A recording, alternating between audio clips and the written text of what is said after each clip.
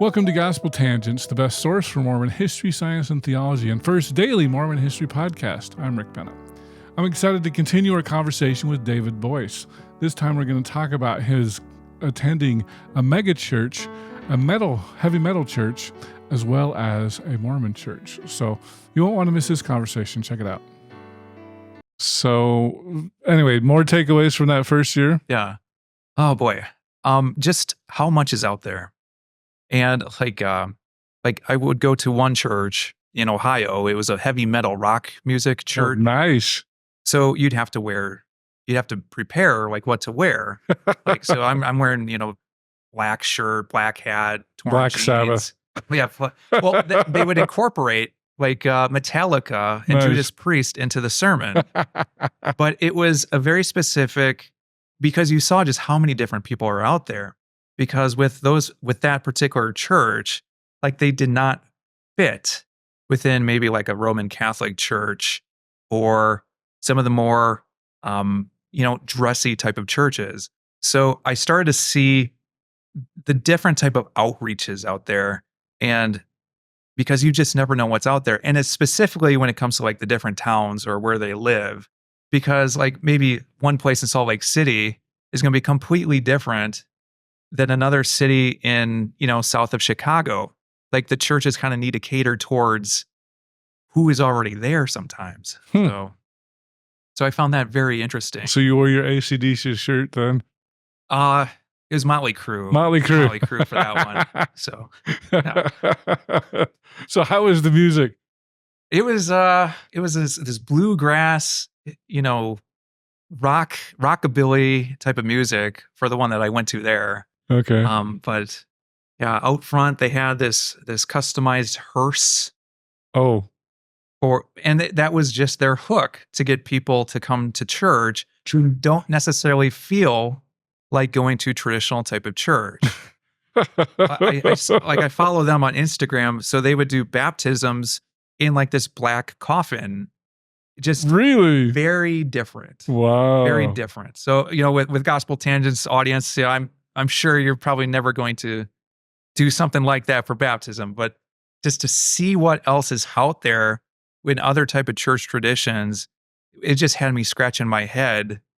Like, how do some of these churches originate with these different ideas? So, wow. Yeah. And how did they originate with this hard rock church? Oh boy, it was interesting, but like, so I would see that, but then I started seeing other type of churches. Like, with the most recent one, I learned there were Cowboy churches. Mm-hmm. So you go to church, and then there may be a rodeo right afterwards or the night before. So the rodeo arena is right next to the church. So we didn't see that in Texas. I don't know when you were driving around Fredericksburg if you saw anything like that, but I didn't see any Cowboy churches. No. Oh boy. Dude. Is there one there? So there was one when I was driving back. Oh. So I did see one, but they had it gated and like Oh, didn't take much of a look. Oh well. So. Oh wow. So the hard rock church, that was in your first year. Yep. Any other takeaways there in that first year? I think what I learned especially was the lack of follow-up that churches had. Okay. So for instance, a lot of churches would, they would promote on websites, Facebook to get people in. Then they'd obviously do the church sermon at most of the churches I go to with the music and everything like that. But what a lot of churches lacked was just following up, because the churches that sometimes had the best impressions were those who would send like a handwritten letter to me, because I was trying to do like a side project of what churches actually will respond to people who visit for the first time. Okay. So there were a few where they would take 2 months, maybe 3, before I would receive any kind of mail. And by that time, it's like, that's super late. Are you aware of Joel Osteen? I am. Okay. So I did go to Joel Osteen's Lakewood Church that year. Is that in California? Houston, okay. Texas. And that one was very different because I got in the mail I want to say maybe a month or 2 after my visit, where they were just pushing, like, here, give us your money. Oh, Check really? here if you want to send $20. Check here if you want to send us 50. Check here if you want to send more. And We don't care if you come to church, just give us money. right, pretty much is what it felt like. So, the different types of follow-up, and I think the thing that I found most interesting was the churches that followed up within a few days, some of which may have had someone do a handwritten letter to you. Those were typically some of the most, like, I would come back here because they had that personal touch.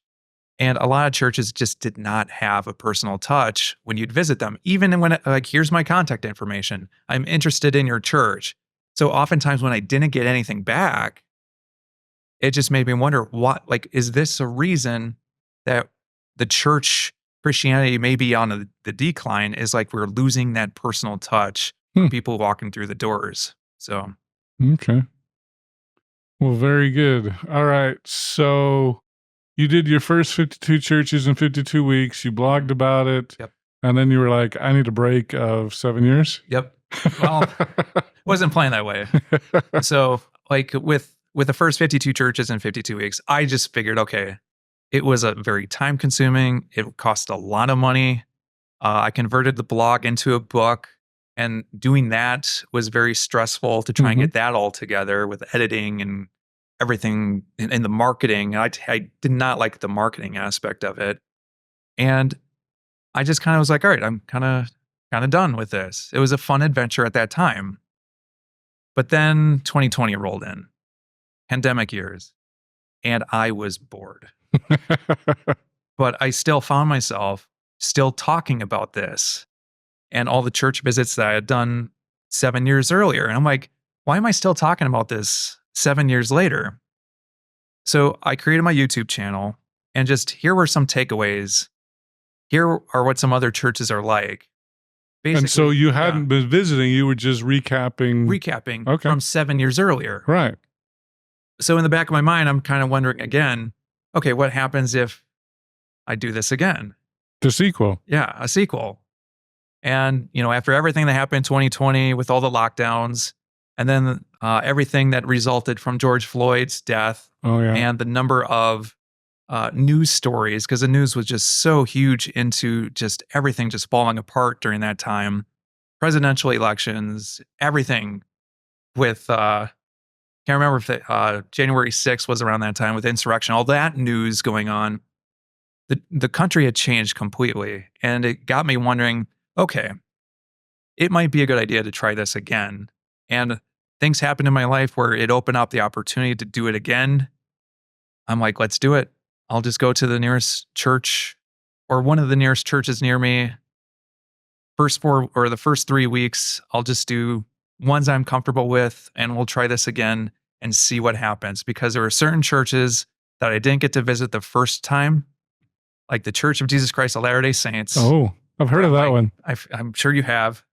Where I'm like, let's see what happens if we try this again. Now, was that with a capital D or a lowercase D? That's a lowercase d. Okay. Yes. I learned very early about the capital and the lowercase, the differences and the naming and everything like that. Now, I do have some non-Mormon listeners, and they might not know what the significance between the capital D and the lowercase d is. Can you go ahead and tell us? I'm not even sure myself. I'm sure there was like certain type of naming copyrights or whatever, but yeah, I'm curious. Like, I can answer the question. Please.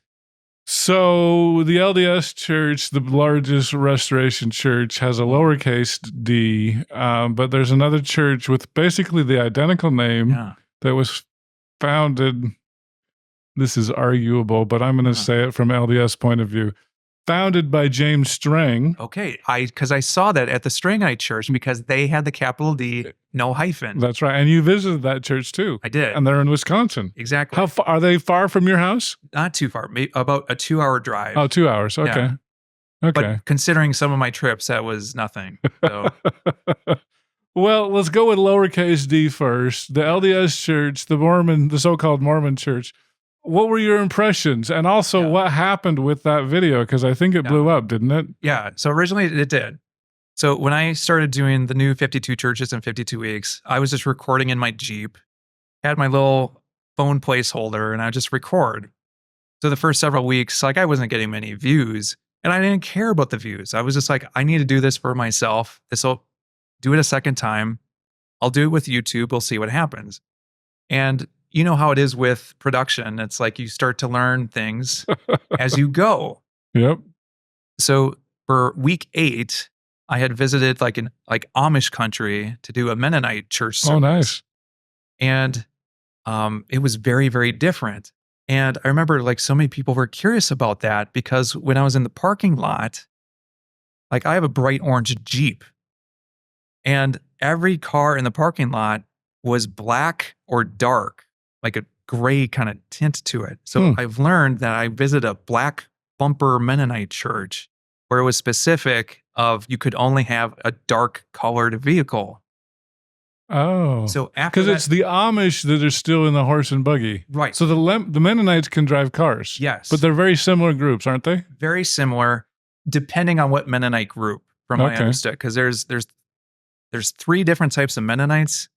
I visited, like, I guess there's an old order, a conservative, and then more, I don't know what the third one is called. Progressive. But they're much more progressive. Like, they'll wear. Can have different color cars. Yes, they can. I believe so. I believe so. Henry Ford would have been great. Any color as long as it's black. Yeah, pretty much. So I had figured out the dress code, with just, dress as nice as you could. So but I remember like a funeral dress as far as black and white shirts? just white shirt, dark pants. That's what everyone wore. Nobody wore a suit coat? No. Oh, no. I was the interesting. only one that was wearing a tie. Oh. I got lucky just wearing a white shirt in the first place because I stuck out so much to every kid because who is this guy, this baldy, fuzzy-headed guy with this beard that's trimmed with a tie? Because I had so many kids. They don't have beards in Mennonites? I don't remember anyone wearing beards Wow. at that church service. I don't know much about Mennonites, so this is all news to me. But like all I guess I need a Mennonite to come out here. That would be great. So like all women were on the left side. All the men were on the right side. Little House on the Prairie style. So with that dress code, I'm like, so the following week, I'm trying to figure out, okay, I had a friend in the past who told me to do a Mormon church. Okay. So I'm Google searching Mormon church, trying to figure out what to visit. And I learned, the dress code is kind of similar to what I had worn the previous week. Okay. I'll just go back to back with that. But I knew nothing about Joseph Smith. I knew nothing about golden plates. When I do my church visits, I try to know as little as possible so I don't have any biases or misconceptions walking in.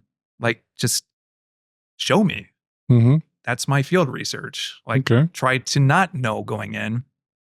So when I researched the Mormon Church, as I called it back then as a Protestant, we used to call it that too back then. Right.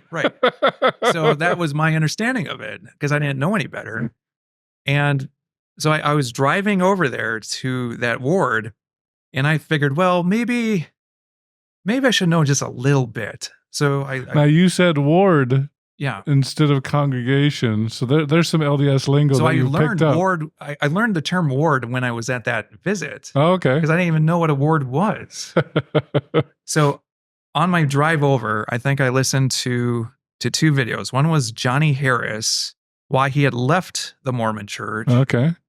And I'm like, that's too negative. Let me see if I can find maybe something a little bit more information. Right. And then the second video, I don't know what I was listening to, but it featured Joseph Smith, golden plates, the angel called Moroni. It took me forever to understand how to pronounce Moroni. And I get in the parking lot to record in my Jeep, and I'm like, okay, here we go. Like, I don't know what any of this is going to be, but I'm going to walk in, figure out what this is. So I walked in, and just the pictures were the first thing that I saw, and it just blew my mind. Because I saw Joseph Smith with God the Father and God the Son in this painting in front of Joseph Smith. And I'm like, he's wearing pants. Like Joseph Smith is wearing pants. Right, 19th century. Like, I'm not used to that type of Christian like artwork to see a 19th century clothing. You're used to first century stuff. Yes. So that completely blew my mind. And I sat down and like, what is going to happen? So I had a lady come up to me. She greeted me. It's like, oh, I feel like I've seen you before, but if not, what's your name? And she was super kind. And another gentleman walked up to me, and I'm like, wow, I have never had two people come up to me to welcome me. Oh, as I just took a seat. That doesn't happen in Utah, by the way. I've heard, but at this particular ward, just fantastic. Well, yeah, to be honest, fantastic. Anywhere outside of Utah, that's actually really common. People are like, oh, there's a new guy. We got to go talk to him. Yeah. So, but I did visit a ward today in Utah. I had a number of people come up to me, and so okay. maybe who knows? Okay, good. Wasn't the Utah County ward. No. They're huge. Oh, okay. They'll be like, there's too many people here. Yeah. But anyway, so continue. Yeah. So they got me in contact with the missionaries. And then this was very different to me because I'd visited all these other churches, but there was never any missionary aspect, that missionary model. So I had so many questions. I was not accustomed to people sitting down with me for an hour and a half to answer all my questions and just kind of tell me what this was. And I just remember going back to my Jeep, recording my initial reactions, and just like, wow, this was really good. Why aren't more churches doing this? And I think as a result, because I wasn't bashing a church I didn't understand, there was a very positive YouTube presence that resulted from that. And not only that, but then I needed to visit a ward like a month later. I didn't have any plans to. A different ward? Right. In Wisconsin. Because I was having some spiritual coincidences with cardinals happening. And I'd seen the bird. The bird. Not the Catholic priest. Not the Catholic priest, correct. No Pope Francis involved with the whole story on this. Or St. Louis. Yeah. So I won't get too deep into that, but I visited that ward for my week 13 and had a number of like callbacks to my past that the talk had. And it just was like, okay, there's something happening in my own personal faith walk that I found very interesting. And then that video blew up. I hope you enjoyed our conversation with David Boice, the host of 52 Churches in 52 Weeks.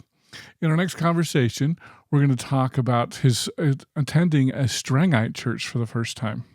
Steve and Kyle both made sure to let me know service is on Saturday, right? Not a Sunday like any other one. Right. So they were looking out for me to make sure I showed up on the right day. Yeah. So the Strangite Church, though, fantastic people. If you'd like to hear the entire interview uncut, subscribe on either Patreon or at gospeltangents.com. For just $5 a month, you can hear the entire audio uninterrupted. On our $10 tier, if you would like to see the whole video, you can see that either on youtube.com/gospeltangents, or I've got a special Facebook group devoted for full videos. So subscribe at gospeltangents.com and sign up for just $10 a month. For $20 a month, if you'd like to get some bonus content, maybe some of the stuff that ended up on the cutting room floor, you can sign up for that. And then if you'd like to talk to me for $100 a month, we'll do a monthly phone call on something like Zoom, and you can ask me anything you want. So thanks again. Also, don't forget about the merch, mugs, t-shirts, hats, things like that. I'm trying to get the ties up there. Hopefully I can get up there. And thanks again for watching Gospel Tangents, and click here for some more videos.